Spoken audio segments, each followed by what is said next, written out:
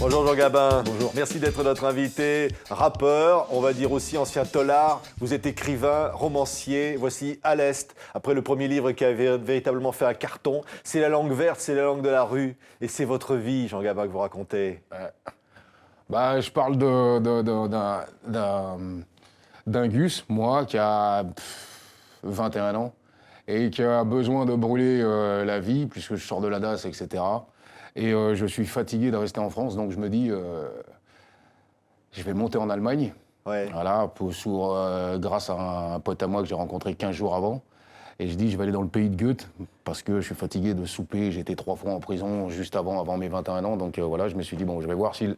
Vous n'y allez pas pour cueillir des fleurs là-bas, hein, Non, j'y vais au départ pour m'isoler de la France. Et puis après, faut bien grailler. Ouais. Faut grailler, faut chercher sa croûte. Donc j'ai fait tout ce qu'il y avait possible, tout ce qui Trafic était de possible à bagnole, faire. un peu de cam. Ouais, voilà. Pas des choses qu'il faut faire ou recommander, quoi. Hein. Non, c'est illicite, mais bon, voilà, je suis jeune, j'avais 10 ans à jeter en l'air, voilà, je les ai jetés en l'air pour me construire, voilà, exactement. Oui, j'ai rencontré plein de types incroyables. Hein. Ouais, le fait d'avoir été en Allemagne, la chose qui était bien, c'est que, on m'a proposé de chapeauter une équipe. Voilà, c'est ce que j'ai fait, donc j'ai tiré des caisses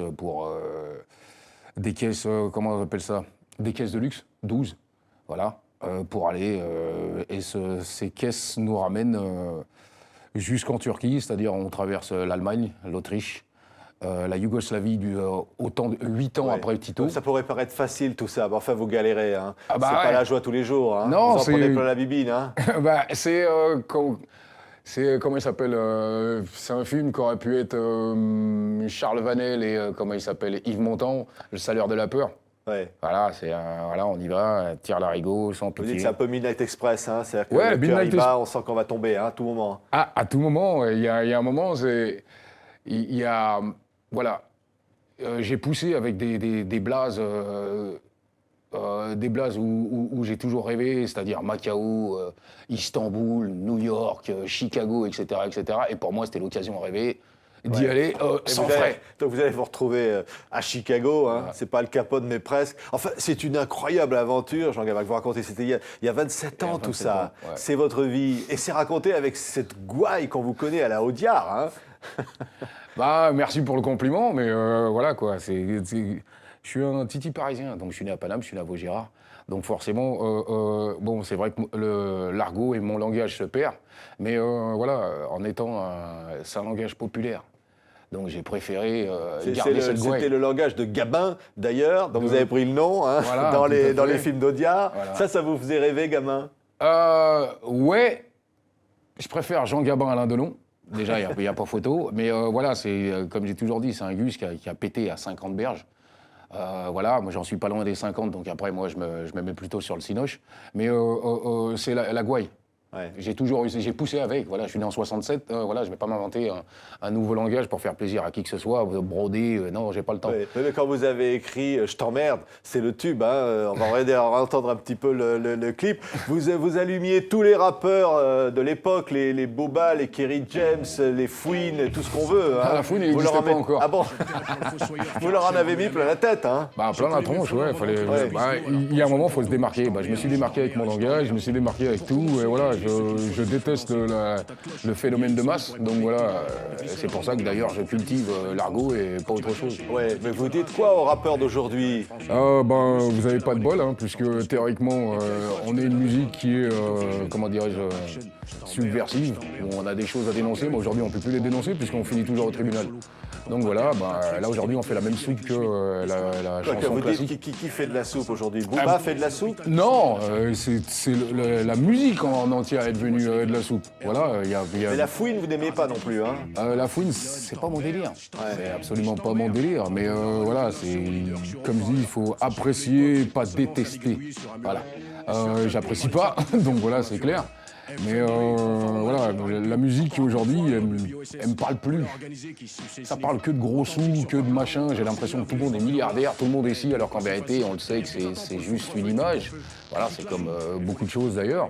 Je préfère jacter les problèmes, du moins de mes problèmes, c'est-à-dire les impôts, grailler, voilà, c'est un problème terre à terre, un pied Alors, devant comme l'autre. vous voyez, ça c'est les dernières nouvelles, que Booba s'est fait frapper à coups de ceinture par Dame 16 à Boulogne. Je m'en tape le coquillard. Comment ça?